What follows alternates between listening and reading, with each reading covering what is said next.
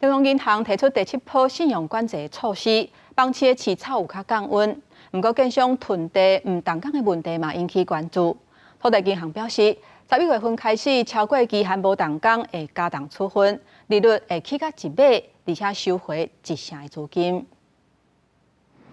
为了避免土地无地用，央行要求建商的买地贷款要伫18个月内开始动工兴建，啊若无银行要收回部分贷款利率，也加增加利息。土地银行董事长何英明针对超期个案加码利率1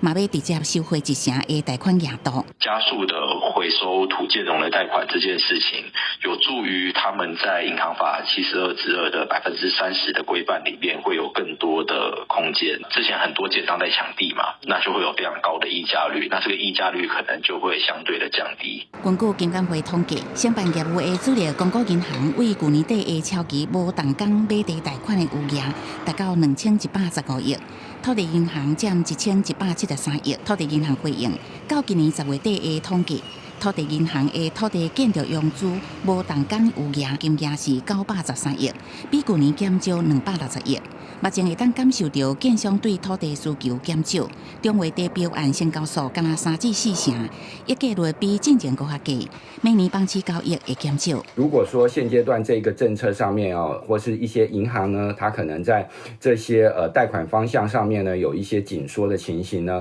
可能也会是影响是不是建商他再去调整房价上面有一些比较积极的脚步那可能也会是后续的变数。民间团体认为，土地银行的措施有可能让建商降低用地意愿，若是民众期待的压制房价，短时间内恐惊真歹看到价销修正。不过银行贷款的满水位，可望因为加重超期无动工的处分出现减少。